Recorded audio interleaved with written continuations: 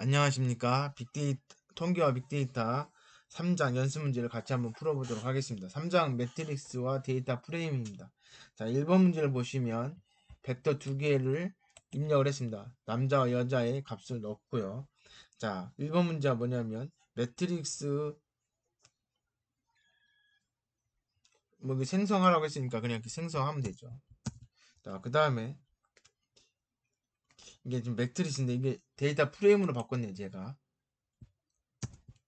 자, 그러니까 두 개의 벡터를 데이터 프레임으로 만들었고요. 자, 그 다음에 스코어라고 하는 것을 출력하면 데이터 프레임이 만들어진 것을 알 수 있습니다. 그리고 여기에서 지금 열의 이름을 뭘로 해서 M하고 F로 되어 있는데 그거를 다른 이름으로 바꾸겠습니다. 메일과 피메일로 바꾸는 건데 열의 이름을 바꿀 땐 콜네임스라고 하는 함수를 이용해서 바꾸는 겁니다. 그래서 이 두 개의 벡터로 해가지고 이름을 바꾸고요. 자, 바꾸면 이제 바꿔졌습니다. 바꿔졌다고 이제 전제하고 3번 문제 보면 이행에 있는 모든 값, 이행 앞에가 행이거든요. 이행에 있는 거 뒤에는 안 쓰면 그건 다 포함시키는 거죠. 그래서 출력을 해주면 여기 메일과 피메일 그 두 번째 행의 값이 출력이 됐고요. 자, 그 다음에 이번에는 뭐냐면 피메일의 값을 출력해라. 피메일이 사실은 두 번째이기 때문에 이렇게 해도 되고 또는 이렇게 해도 돼요. 이름으로 하든지 첨자 인덱스로 하든지 상관없다는 얘기죠. 자, 똑같은 결과가 나왔기 때문에 요거는 요거에 대한 결과, 요 두 번째 건 요거에 대한 결과입니다. 자, 어떤 걸로 해도 상관없고요. 그 다음에 3행 2열 3행 2열일 때는 앞에 행을 쓰고 뒤에 열을 쓰면 돼요. 3행 2열의 값이 72 나왔습니다. 자, 2번 문제 보시면 state.x77이라고 하는 데이터셋이 있습니다. 이게 지금 데이터셋이 뭐냐면 보니까 매트릭스로 되어 있습니다. 이 매트릭스를 뭘로 바꾼 거냐면 데이터 프레임으로 바꾸려고 해요. 그리고 이름을 st로, 왜냐면 데이터 프레임이어야만이 그 뒤에 있는 함수를 적용할 수가 있기 때문에 이걸 바꾼 거예요. 그리고 그러면서 이름도 같이 바꿨습니다. 자, 그 다음에 st를 출력해라 라고 돼 있어요. st를 출력하라고 했으니까 st를 다 출력하면 많을 것 같아서 10개만 6개만 출력하겠습니다. 6개 출력했어요. 6개 출력했는데 보니까 지금 바로 열이 몇 개예요? 하나, 둘, 셋, 네 개, 다섯, 4개죠. 같은 거니까 하나, 둘, 셋, 네 개, 그 다음에 다섯, 여섯, 7개, 8개네. 8개의 열을 가지고 있네요. 그런가 볼까요? 디멘션인데 이건 뭐냐면 50개의 행위 8개의 필드를 가지고 있다. 그 다음 구조체, 이게 str은 구조죠. 구조. str를 하면 각각의 변수에 대해서 값은 이런 것이 들어가 있고 뭐 이렇게 쭉 나와 있습니다. 그래서 첫 번째 거는 이런 값들이 들어가고 두 번째 건 이런 값들이 들어가. 제가 참 말 잘못했네. 요거 1부터 50은 뭐예요? 요거는 행이고 행의 값이 이런 것들이 들어가고 열의 값은 이런 것들이 들어간다라고 알려주고 있습니다. 자, 우리가 이제 열의 이름을 출력해라 라고 돼 있어요. 열의 이름은 콜네임스, 열의 이름 요거 있고 그 다음에 행의 이름은 50개, 아까 보여드렸던 거 똑같죠. 자, 그 다음에 개수를 구하라고 했잖아요. 행의 개수, 열의 개수는 디멘션을 통해서 50개와 28개라고 하는 걸 알 수 있었고, 그 다음에 요약이라고 됐는데 뭐 구조를 보자고 하면 요거 분명히 얘기했던 요거죠. 자, 7번 문제를 보시면 ST의 행별 합계와 평균을 구하라고 했어요. 자, 어플라이라고 하는 함수 통해서 행별, 열별 합계를 구하려고 합니다. 어플라이 해놓고 데이터셋을 쓰고요. 그러니까 데이터 프레임을 쓰고 일은 뭐냐면 일은 행별로 함수를 적용하는 거예요. 여기 펀이라고 돼 있죠. 이거 안 써도 상관은 없습니다. 이렇게 지워도 돼요. 자, 이렇게 해서 민이라고 하는 함수 적용한다. 그러니까 행별로 민을 적용한다는 뜻입니다. 자, 그리고 뭐 그렇게 해서 구해도 되고, 행별로 딱 구했어요. 구했는데 아니면 요 함수로 구해도 돼요. 이걸로 해도 되고 이걸로 해도 상관없어요. 이게 로우 민스 이제 로우 그러니까 행의 평균을 구하는 거죠. 그 다음에 로우 합계는 이렇게 구하면 돼요. 그리고 열의 2라고 하는 건 열 기준으로 하는 겁니다. 열. 그러니까 각 열마다 합계를 구하고 싶을 때 요걸 쓰시면 돼요. 자, 여기 보시면 열별로 뭐 population은 요 값이 합계고 인컴은 요것이 합계입니다. 뭐 이런 식으로 하면 돼요. 이렇게 해도 되고 아니면 여기 call sum이라고 하는 함수를 통해서 해도 되고 그러니까 여기 21번째와 22번째가 같은 결과를 나옵니다. 자, 그렇게 해서 행과 열에 대한 평균과 합계를 다 구했습니다. 자, 그 다음에 9번 문제. 플로리다의 모든 주의 정보를, 그러니까 쉽게 해서 플로리다라고 하는 행의 모든 값, 8개의 필드 값을 출력하고 싶을 때 이렇게 하면 되죠. 자, 그럼 플로리다의 8개, 하나, 둘, 셋, 넷, 다섯, 여섯, 일곱, 8개의 값이 나온 거고, 그 다음에 이거는 뭐냐면 수입의 모든 주의 수입만 알고 싶다. 이럴 때 하는 거죠. 여기 자, 지금 50개 주의 수입을 출력을 한 거고 11번 문제는 텍사스 주의 면적 텍사스 주의 여기 행의 면적을 출력하라고 했으니까 이렇게 하면 텍사스 주의 면적이 나온 거죠. 오이노 주의 인구와 수입을 찾으라고 했죠.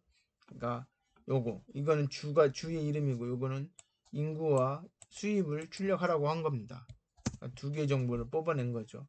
자, 그리고 이제 여기서부터 조금 여러분들 좀 기억을 해 주셔야 되는 건데 13번에 보면 인구가 5천 이상인 주 데이터만 출력해라. 그러니까 서브셋이라고 하는 함수를 통해서 새로운 데이터를 출력을 하는 겁니다. 그래서 요거는 해당 위치에 있는 값을 출력하는 거고 서브셋을 쓰면 어떤 조건을 주고 그 조건을 만족하는 것을 출력하라고 할 때 쓸 수 있습니다.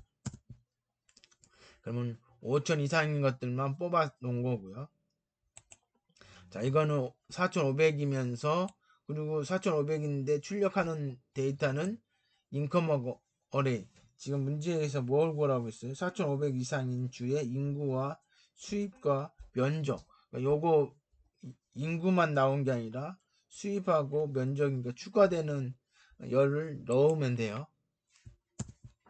자, 그래서 여기 좀 옆으로 좀 보여드리겠습니다. 다시 한번 보여드릴게요. 자, 이렇게 놓고 보니까 이게 좀 칸이 부족해서 자,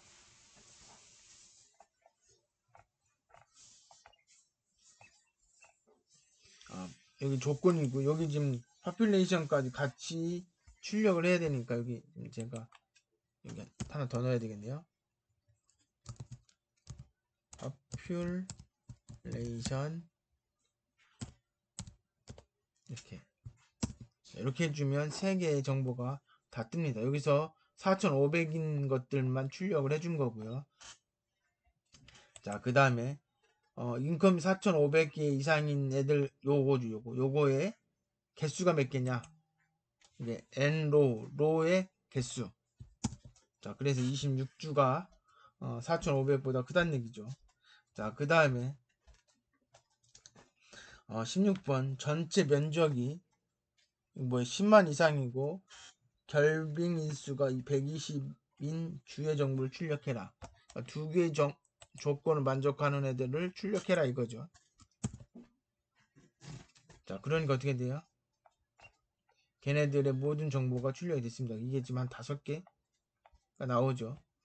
자, 그 다음에 지금 뭐라고 했어요? 이제 17번에 보니까 뭐 범죄율이 12이고 인구수가 2천만 명 이상 2천만 명이겠죠.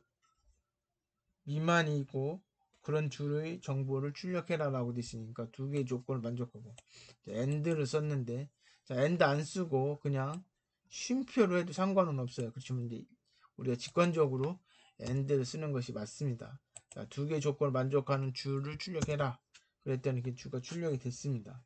자, 그리고 나서 지금 그 다음에 뭐냐면 문맹률이 2.0 이상인 주의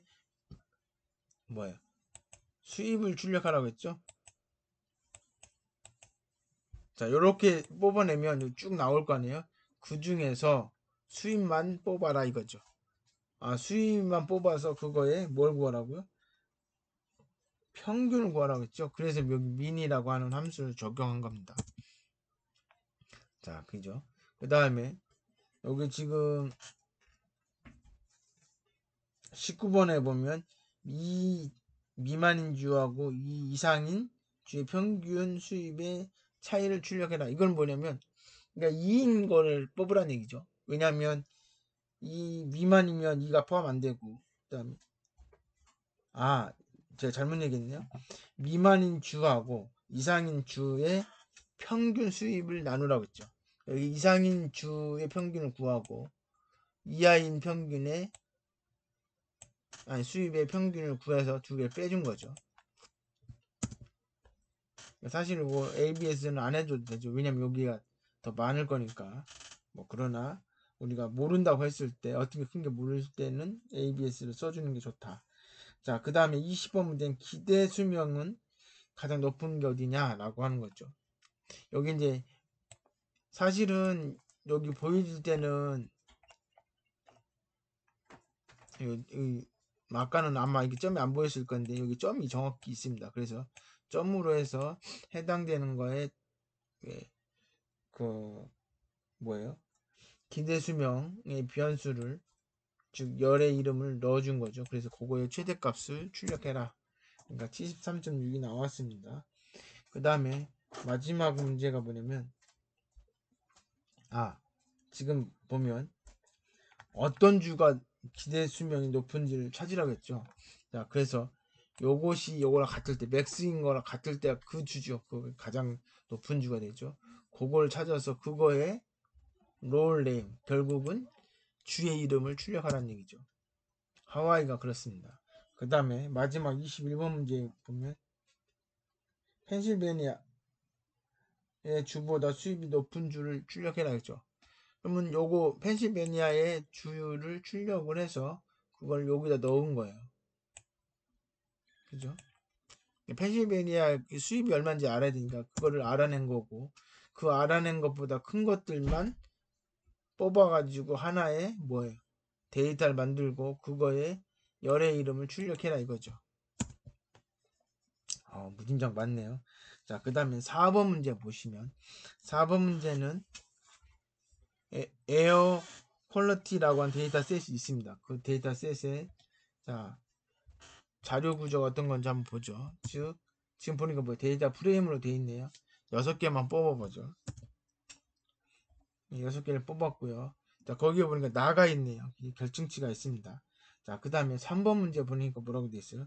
가장 높은 날이 언제인지 월과 일을 출력해라. 가장 높은 날을 먼저 뽑아놓은 거. 이게 지금 가장 높은 맥스를 뽑았어요. 그것을 맥스.템프라고 하는 변수에다 넣어놓고 그것이랑 같을 때에 그거의 셀렉트, 몬스하고 데이를 뽑아서 만들어라. 그러니까 이렇게 데이랑 몬스를 뽑아서 만든 겁니다.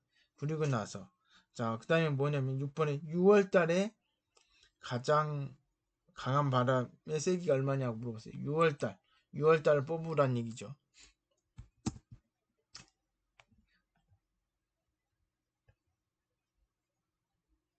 자, 이렇게 하니까 이게 좀 결과가 이렇게 나오죠. 이게 이렇게 하면 안 된다는 얘기죠. 자, 이거는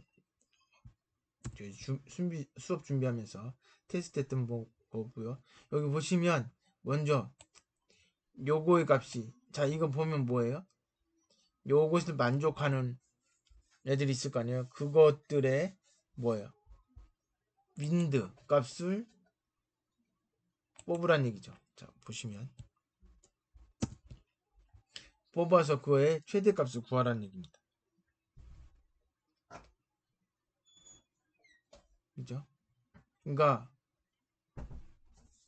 그 6월 달인 것들만 뽑고 그리고 거기에 바람들이 있을 거예요. 그럼 그거에 가장 큰 값을 구하는 건데 이렇게 해도 되고 아니면 아예 그 데이터셋을 만들어 놓고 거기서 최대값을 출력하는 방법도 동일한 결과를 얻습니다. 자, 그럼 7월 달일 때는 어떻게 하냐? 7월 달일 때 마찬가지. 요 조건을 만족하는 애들 다 뽑은 다음에 거기에서 템프만 출력을 해요. 그럼 그 템프에서 평균을 구하는 거죠. 자, 그 다음에 NA가 제외된 5월의 평균 오존의 농도를 구하여라. 자, 지금 5월이라고 하는 조건을 만족하는 애들, 그죠? 그것을 컨디에다가 넣고 그 컨디에 해당되는 애들을, 그러니까 사실 요거랑 똑같죠. 요거를 요 안에다 넣은 거랑 똑같아요. 그거에 오존 값을 출력을 한 다음에 평균을 구하는데 나가 있으면 나를 제거해라 이 얘기죠. 제거된 거의 평균을 구할 수가 있죠. 그 다음에 100 이상인 애들의 값이 며칠이냐, 로우의 개수를 구하라는 얘기죠. 그래서 7일이라고 하는 것을 알 수 있습니다. 자, 5번을 생략하고 6번 문제를 보시면, 자, state.x77이라고 하는 값이 있습니다. 요거를 데이터 프레임으로 만들고, 데이터 프레임이 됐을 때 그거를 가지고 이런 조건, 수입이 5천 이상인 것들만 뽑아요. 그리고 거기에 열은 이 세 가지 정보만 출력을 합니다. 데이터 프레임을 만들고 그 중에 일부 조건을 만족하는 애들만 따로 뽑아요. 그리고 그것을 템프에다 넣었는데 이 템프에 있는 값을 저장을 하고 싶어요. 어디에다? CSV에다가. 그러면 템프라고 하는 데이터셋을 이런 이름으로 써라. 그래서 CSV라고 하는 파일을 만들고, 자, 만들었죠. 그럼 만약에 새로 만들어진 것이 있으면 읽어야 되잖아. 읽을 때는 read.csv라고 하는 함수를 통해서 읽어요. 이게 경로가 같을 때 읽을 수 있는 겁니다. 자, 그거는 여러분들 이거 저장할 때는 아마 이게 책에서는 어떤 경로를 딱 지정해주고 거기에 저장이 되고 그리고 거기 있는 걸 읽어오고 이렇게 할 건데, 우리가 지금 여기에서는 뭐예요? 그냥 임의에 얘가 기본값으로 정해져 있는 그 폴더에다 자동 저장돼요. 우리가 지정을 안 해주면. 그리고 거기 있는 것을 읽어오는 겁니다. 만약 그렇지 않으면 경로를 다 표시해줘야 되는데 표시를 안 해주는 이유는 지정되어 있는 폴더를 가져오라는 얘기죠. 그래서 가지고 읽어와서 DS에 넣고 D에서 출력하면 아까와 똑같은 결과를 얻습니다. 자, 이것으로 3장을 마치도록 하겠습니다.